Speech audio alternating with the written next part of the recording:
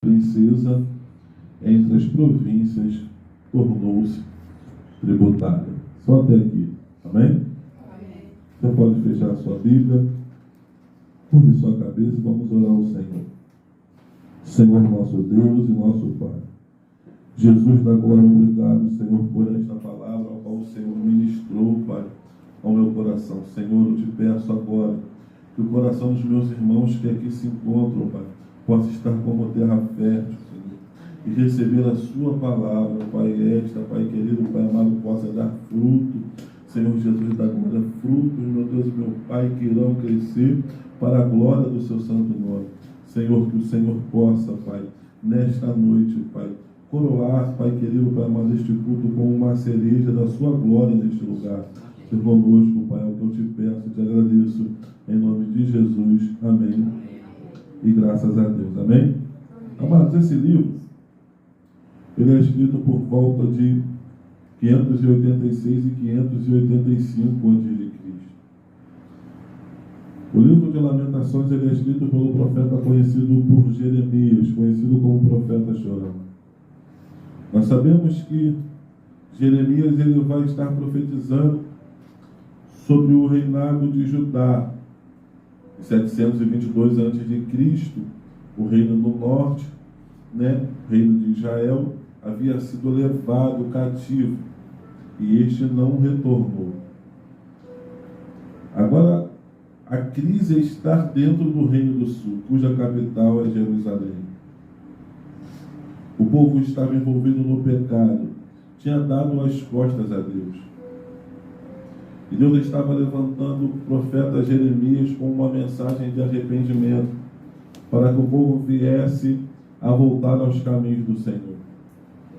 Interessante que a capital do reino do sul, Jerusalém, ela foi conhecida por alguns nomes antes.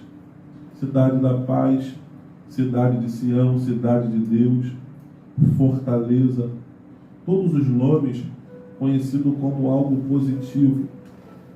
Digamos que nomes que quem ouvisse iria entender que aquela cidade era uma cidade agraciada por Deus. Só que vai chegar um período que a Bíblia vai nos mostrar esse homem chamado Jeremias. Ele vai olhar para aquela cidade e vai colocar no seu coração, talvez aquela cidade já não teria mais jeito. O pecado era tão grande que talvez ele está olhando e vai dizer assim: Deus vai destruir essa cidade. Deus vai acabar com essa cidade. Deus, sabendo do pensamento de Jeremias, Deus vai fazer um convite a Jeremias. O capítulo 18 do mesmo livro de Jeremias, o Senhor vai dizer assim: Jeremias, desce à casa do oleiro. E Jeremias ele vai descer à casa do oleiro. E quando ele chegar lá, ele vai ver o oleiro fazendo o trabalho sobre as rodas. E na mão do oleiro vai ter um vaso. E esse vaso vai se quebrar na mão do oleiro. E o Senhor vai dizer assim: Jeremias, porventura, não poderia eu fazer como o oleiro fez com esse vaso? Era Deus dizendo para Jeremias: Jeremias, assim como o povo está, Jeremias, rebelde, o povo está indo de contra a minha palavra. Mas Jeremias, fica calmo, fica tranquilo, porque independente da rebeldia do povo, o povo ainda se encontra nas minhas mãos. Era Deus dizendo: Jeremias, eu posso quebrar e desse mesmo povo fazer um povo novo. Eu sei como trata, Jeremias, eu sei como mover o povo. Você vai perceber que esse sentimento não era um sentimento exclusivo de Jeremias. Esse sentimento também permeava o coração de Ezequiel. Tanto é que no capítulo 37 do profeta Ezequiel, Deus ele vai levar Ezequiel em um vale. E que vale é esse? É um vale de ossos secos ou sequíssimos.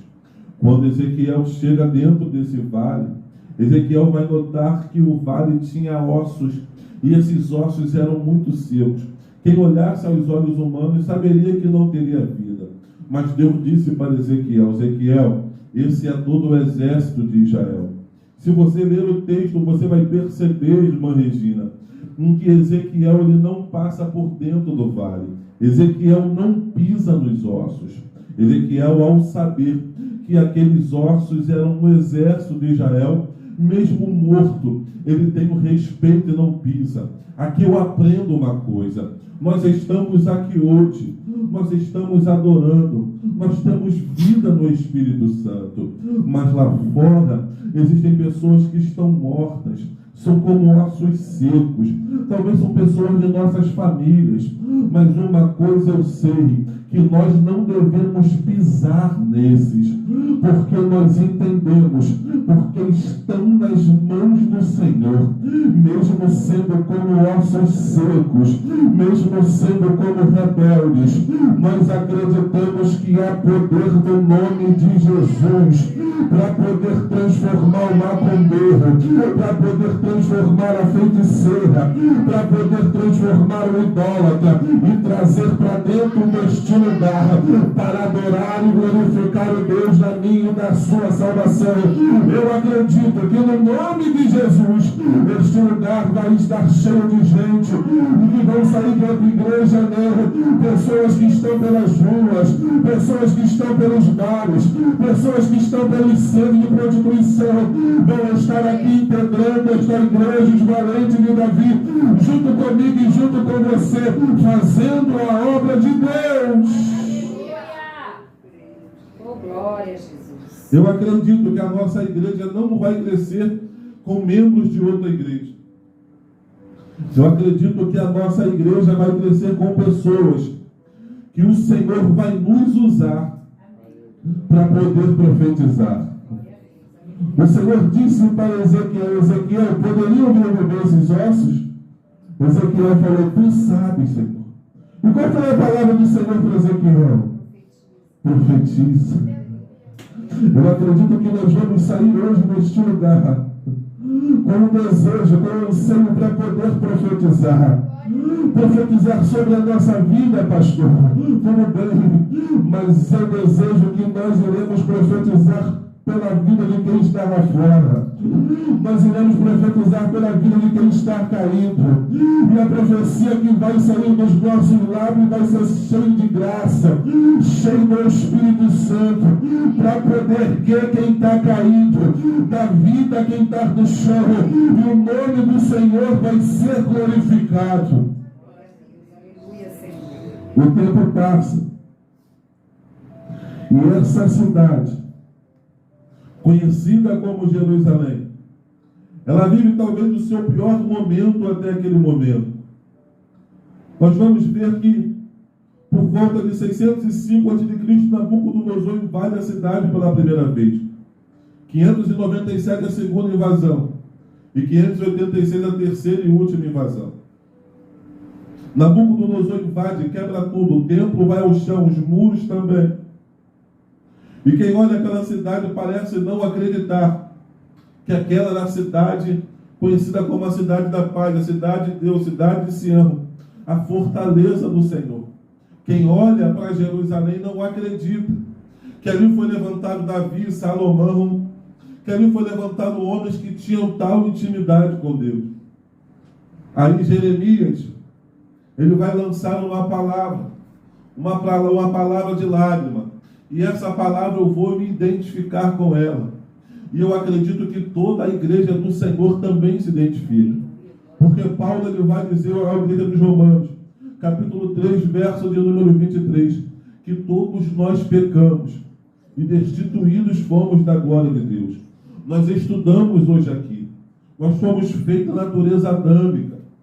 E antes de aceitarmos Jesus, nós éramos abandonados. Nós não tínhamos o auxílio do Espírito Santo. E a mensagem de Jeremias é: como se acha solitária aquela cidade antes tão populosa? Tornou-se como viúva, a que foi grande entre as nações, e princesa entre as províncias, tornou-se tributária. Amados, por que eu falo que eu me identifico? Porque antes do pecado de Adão, Adão não se sentia solitário. Adão estava no jardim, mas na viração do dia ele tinha a companhia e a visita de Deus. Uma pessoa que tem a companhia e a visita de Deus jamais vai se sentir solitária. Nós estudamos hoje que o Espírito Santo é nosso auxiliador, o nosso amigo. Terceira pessoa da Trindade, aquele que estará conosco nesta caminhada. Jeremias vai continuar dizendo: tornou-se viúva a que foi grande entre as nações. O que é ser viúva? É uma mulher que perde o seu marido. Ele vai continuar dizendo e vai falar: princesa entre as províncias tornou-se tributária. Nós sabemos que naquele período a nação que pagava tributo é porque ela foi dominada pela outra nação. Então vamos parar agora e vamos vir parte por parte neste versículo. Jeremias vai dizer: como se acha solitária aquela cidade antes tão populosa. Jerusalém continua com a sua população. Jerusalém continua no mesmo lugar geográfico. Só que a solidão que Jeremias está dizendo não é de pessoas. A solidão que Jeremias está falando é uma solidão emocional. Jerusalém está se sentindo abandonada. Porque cadê aquele Deus que saía diante da batalha? Cadê o Deus que vencia os seus inimigos? Cadê o Deus que esmagava e julgava os seus adversários? Cadê o Deus que arrancou o povo do Egito, enviando 10 pragas e derrubando todos os deuses de Faraó? Só que o que Jerusalém deveria entender é que não foi Deus que abandonou, mas foi as atitudes da cidade, dos moradores, que fez com que Deus se afastasse. Então, a solidão que eles estavam vivendo era uma solidão emocional. E a solidão emocional se dá com base na falta de um relacionamento com alguém. E esse alguém é o nosso Deus. Jerusalém estava se sentindo desamparada, abandonada. Por quê? Porque não tinha a presença de Deus. Eu não sei você, mas antes de aceitar Jesus, muitas das vezes eu parava com dinheiro ao lado de muitas pessoas, vivendo momentos que às vezes as pessoas de fora olhavam e queriam viver. Só que só Deus sabe como eu estava, desamparado, sozinho.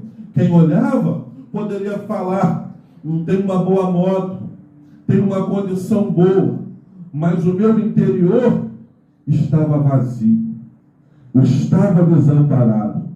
Emocionalmente eu pensava: aonde isso tudo vai acabar? Emocionalmente eu tentava entender aonde eu iria chegar. Por quê?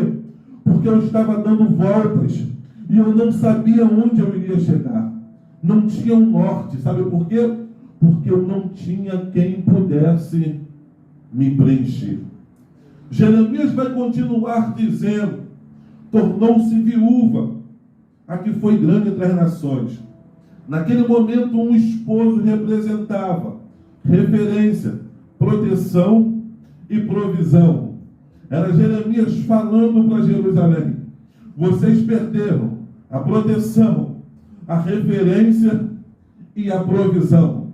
Quantas vezes eu, quando estava no mundo sem Jesus, estava sem a provisão divina, sem a referência divina e sem a proteção divina. Eu estava vivendo, mas sem essas proteções, sem essas referências. Por quê? Porque estava afastado do Senhor. Jeremias vai continuar dizendo, e ele vai falar: antes princesa, agora tributário. O quê? Escravo. Quantas vezes eu queria fazer alguma coisa e não fazia, e fazia outra.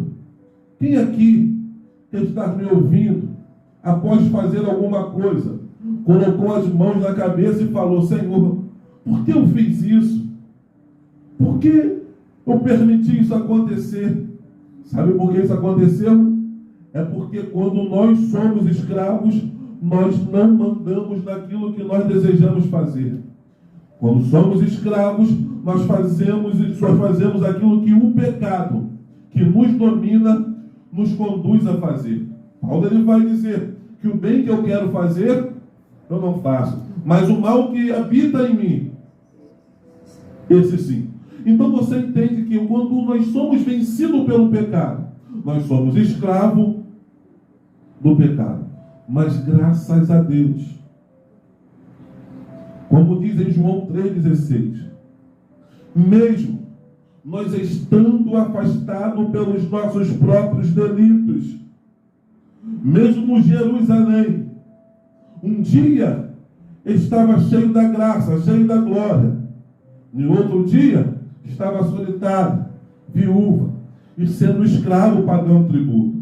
Um dia foi assim na minha e na sua vida, mas graças a Deus, Jesus se levanta do trono, se desfaz da sua glória, e ele vem na terra. João vai chegar a dizer que o Verbo se fez carne e habitou no meio de nós. Ele tomou o nosso lugar. Aonde? Na cruz do Calvário. Ele não era pecador, mas se fez pecador. A cruz era para mim, a cruz era para você. Estávamos sentenciados a morrermos na solidão. Estávamos sentenciados a morrermos como viúvas. Estávamos sentenciados a morrermos como escravos.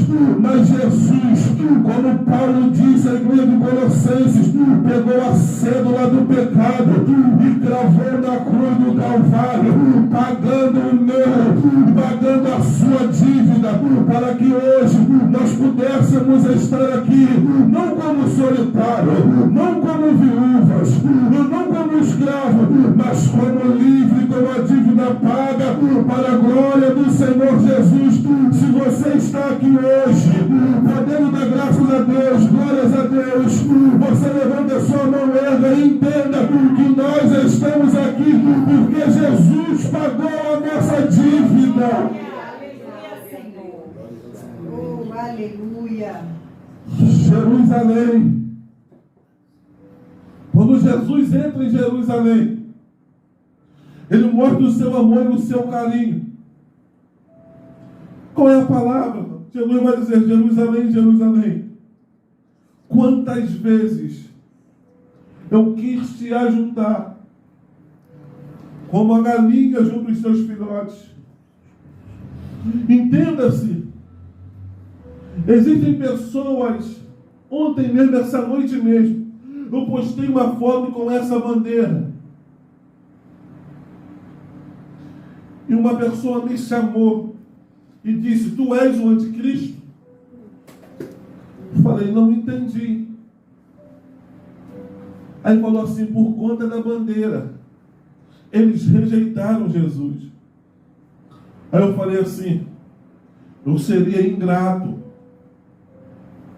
se eu não reconhecesse que foi de Israel que veio o meu Salvador. Acabou o assunto. Jesus, quando entra em Jerusalém, ele se entristece, é verdade. Por quê? Porque ele vai dizer: quantas vezes quis eu. O amor de Jesus por Jerusalém é muito grande. E alguém vai dizer para mim: pastor, mas rejeitaram a Jesus. Tudo bem. Mas quando João está na ilha de Pátimos, mesmo a Jerusalém dando as costas para Jesus, João está na ilha de Pátimos, e Jesus vai chamar João, e no capítulo 21, Jesus vai dar uma revelação a João, e João vai narrar essa revelação, e João vai dizer: eu vi descer dos céus a nova Jerusalém. A nova Jerusalém hoje eu estou aplicando aqui a minha e a sua vida.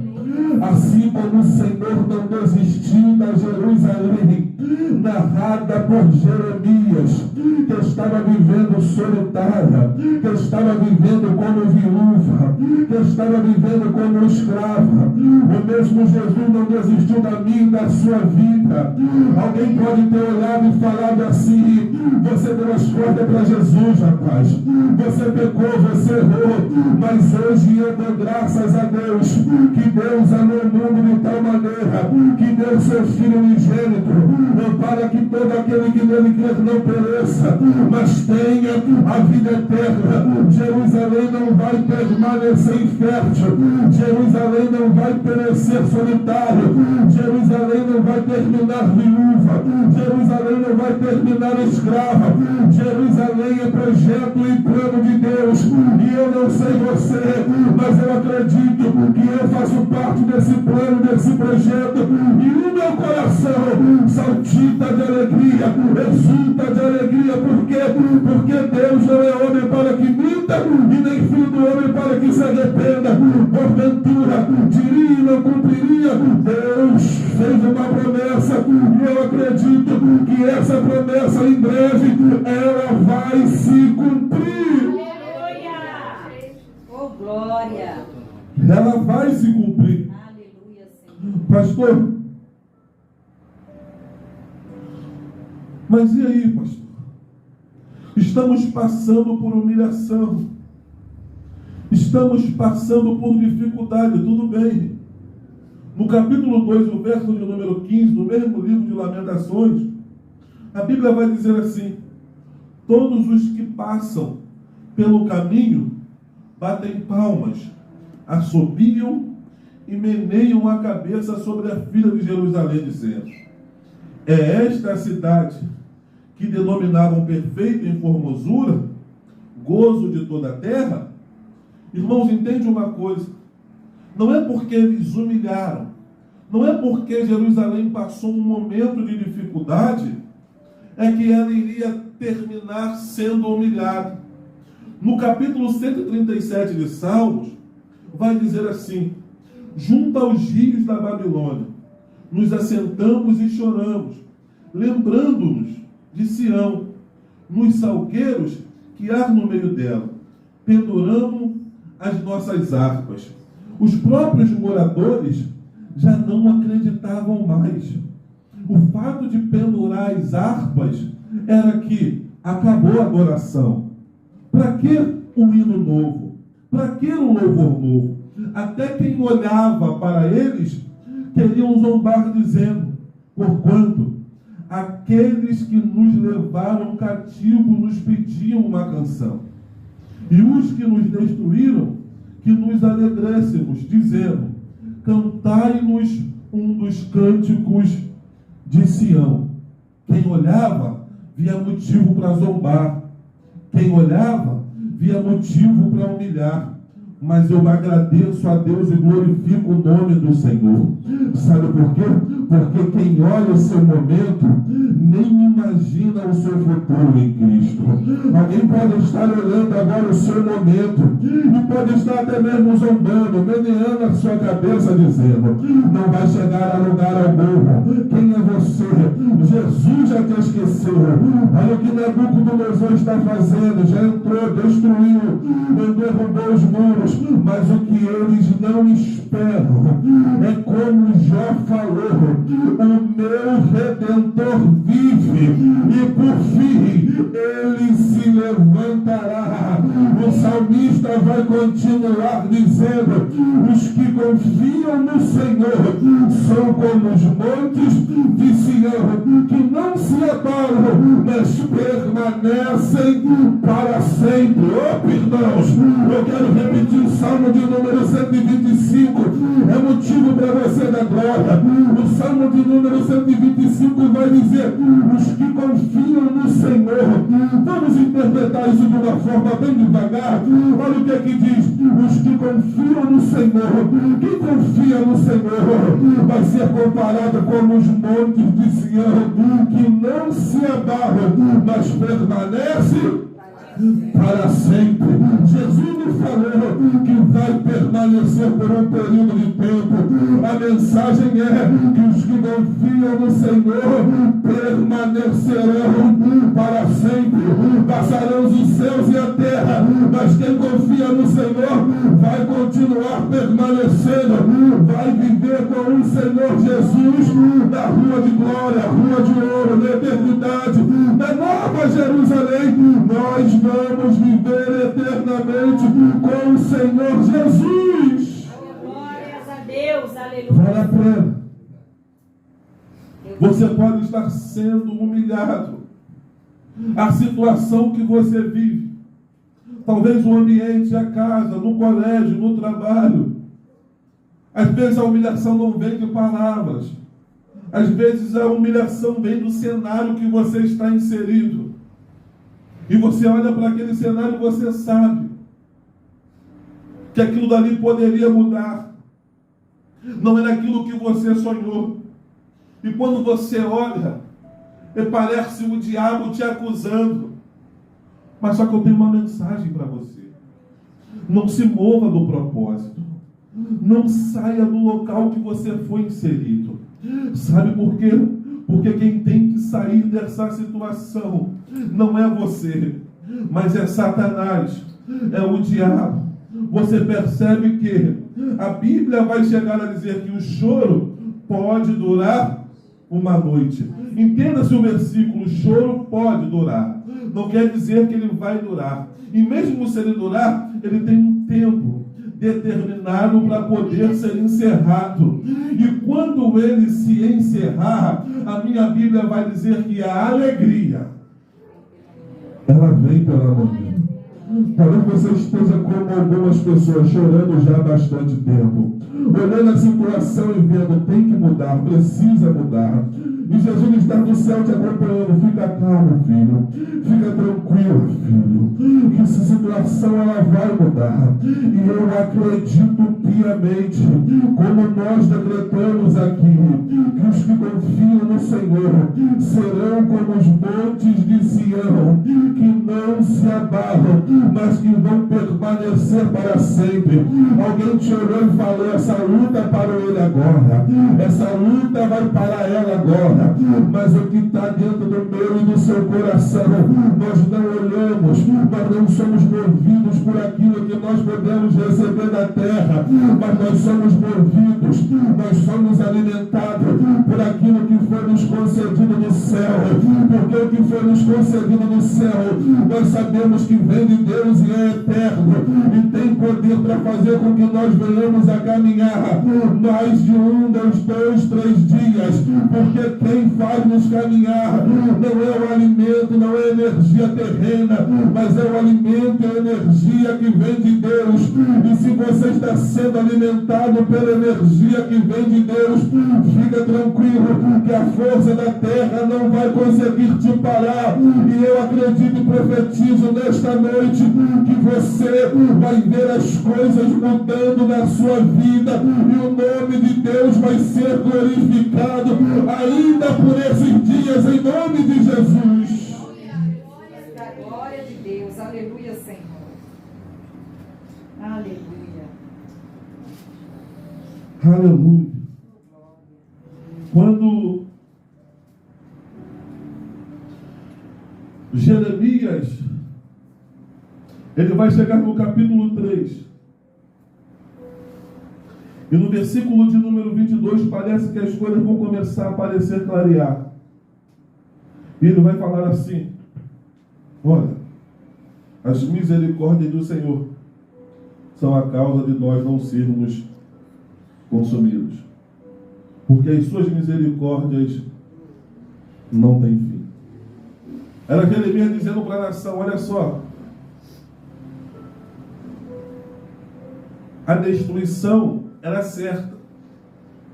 O desejo do inimigo era passar por cima e nos destruir. Mas a misericórdia de Deus nos alcançou.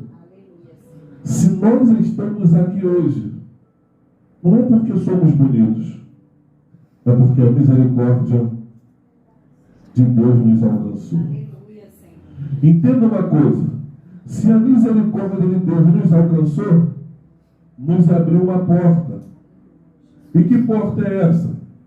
Jeremias vai dizer: bom é ter esperança e aguardar em silêncio a salvação do Senhor. Versículo 29. Põe a boca no pó. Talvez assim haja esperança. Entendemos que o momento pode ser difícil, pode ser de luta, pode ser de guerra. Mas a ponte, a arma que nos foi concedida, é a oração. Se tem uma coisa que o adversário não pode impedir, não vai conseguir de fazer, é de nós falarmos com Deus. A única pessoa que pode impedir isso de acontecer somos nós mesmos. Quando Jesus morre, a Bíblia vai dizer que o véu do templo é rasgado de cima a baixo. E isso vai fazer com que eu e você tenhamos acesso livre, direto ao Senhor. E a única coisa que vai fazer separação entre a humanidade, entre o homem e Deus, são os nossos próprios pecados. Se hoje você tem ou é habitação do Espírito Santo, eu tenho uma boa notícia para te dar. O caminho está aberto. O céu está aberto. Todos podem estar te cercando. Aí eu vou me lembrar, sabe de quem, Camilo? Quando Eliseu estava cercado e o moço de Eliseu estava em pânico, dizendo: Senhor, como nós vamos sair daqui?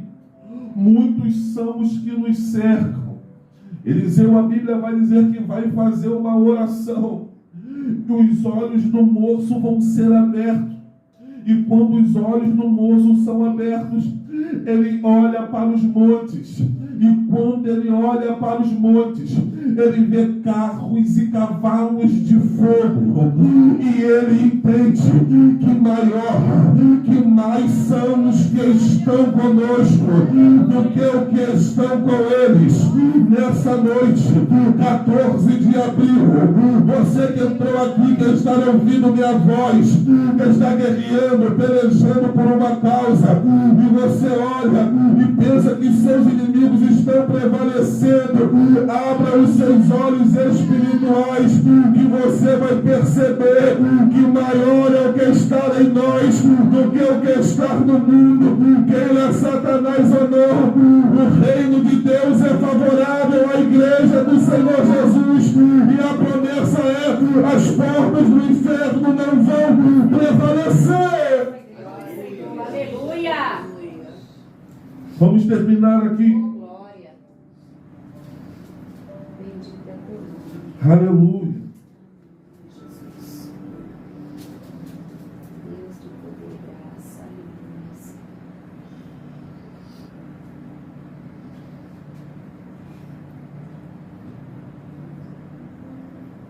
Esse versículo aqui é um versículo muito pouco falado. O capítulo 4, verso 20 de Lamentações.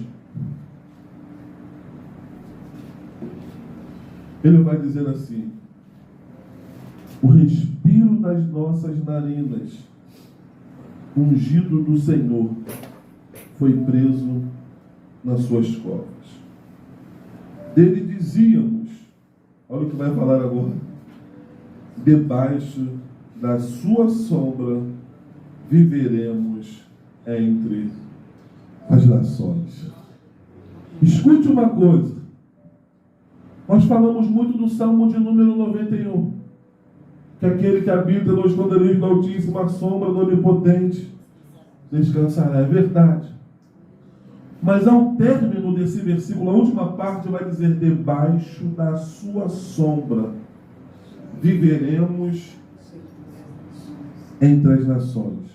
Irmãos, isso é lindo. Por quê? Porque quando ele diz entre as nações, não quer dizer só as nações que apoiam e que defendem o povo de Deus. Quando ele diz entre as nações, ele está falando que nós viveremos em toda parte.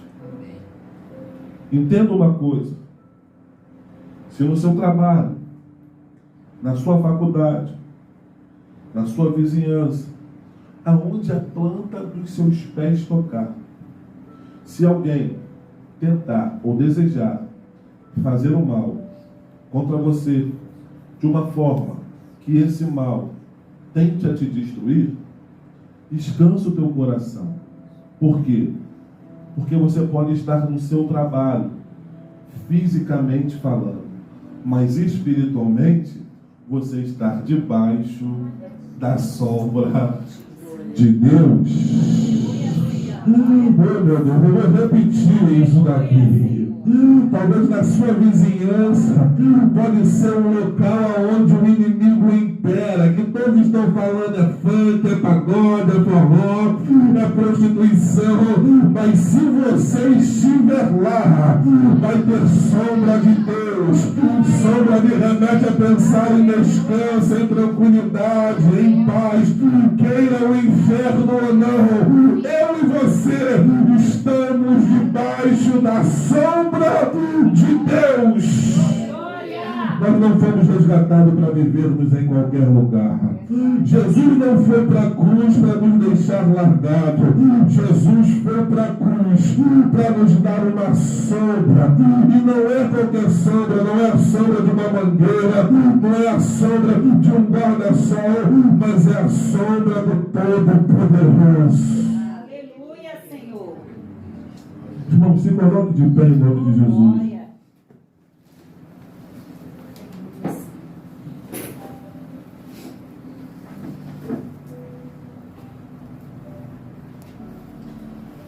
A mensagem de Jeremias para Jerusalém no início foi: